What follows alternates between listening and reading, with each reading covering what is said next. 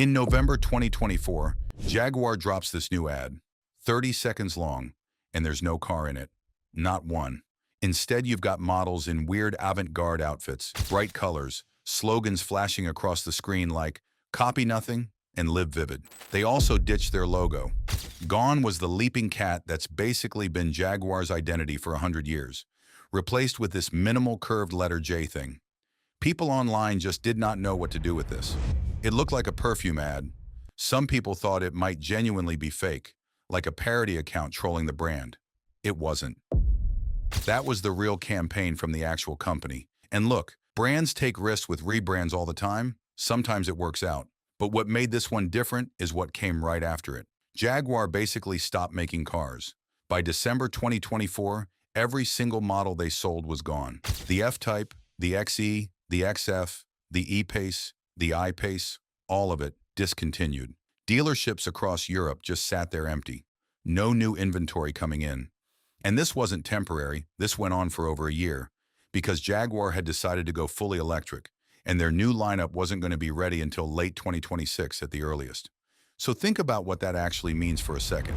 You've got a car company that's not selling cars for over a year, while also just torching the brand identity people had trusted for generations. That's not really one problem. That's two problems stacked on top of each other. And the sales numbers show exactly how bad it got. April 2025. Jaguar sold 49 cars across all of Europe. 49. The same month the year before, they'd sold almost 2,000. That's a 97.5% drop in a single month. Zoom out to the whole year and it's still brutal. Sales down 85% globally compared to where they were back in 2018. Now, Jaguar's official line on this was basically, "Don't compare us to last year. We're just not making cars right now. This has nothing to do with the rebrand." Which, sure, technically true that they weren't producing vehicles. But that kind of dodges the real question, which is why they weren't producing vehicles in the first place, and why they burned their old identity to the ground before the new one was even ready to show up in showrooms. Elon Musk even jumped in and mocked the rebrand publicly, which probably wasn't the reaction Jaguar's marketing team was hoping for. Okay, so that's disaster number one, and Jaguar was still in the middle of digging out of that hole when disaster number two hit completely out of nowhere. August 31st, 2025. Jaguar Land Rover gets hit by a massive cyber attack. And I mean massive. This ends up being called one of the most damaging cyber attacks in British history. Hackers, later traced back to Russia, according to reporting, got into their systems, and JLR had to shut everything down. Not just IT stuff, actual factory floors. Solihull, Wolverhampton, Halewood, all three of their major UK plants just stopped.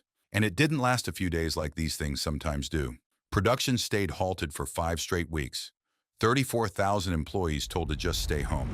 Estimates put the losses at around £500 million a week, while the plants sat idle. It got bad enough that the UK government actually stepped in with a £1.5 billion loan guarantee just to keep the company's supply chain from collapsing entirely.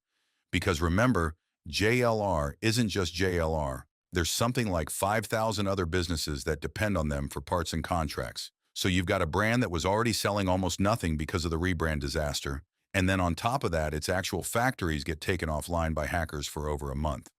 Total estimated damage from the cyber attack alone, somewhere around £1.9 billion. Here's the thing though, and this is what makes Jaguar's story a little different. Jaguar made one genuinely bad decision, the rebrand, and then got hit by something completely outside their control right in the middle of trying to recover from it. Bad luck stacked on bad strategy. So where does this actually leave them?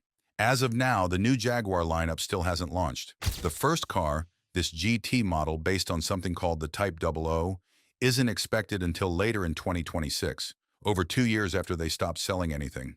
It's going electric only, starting around $130,000, which is roughly double what people used to pay for a Jaguar sedan. Early press reaction to the actual car has apparently been more positive than anyone expected, which is a small bit of good news buried in all this. There's also some data showing website traffic went up after the rebrand, and brand awareness technically increased. So it's not like literally everyone hates it. But awareness isn't the same as someone actually walking into a dealership and buying the thing, and right now there's basically nothing to buy anyway. The real question hanging over this whole story is whether Jaguar torched 100 years of brand loyalty for a repositioning that customers were never going to accept regardless of timing, or whether they just had genuinely terrible timing, launching a bold new identity right before losing over a year of production, first to their own decision and then to hackers they had zero control over. Probably won't know the real answer to that until we see how people actually respond once cars are finally back on the lot.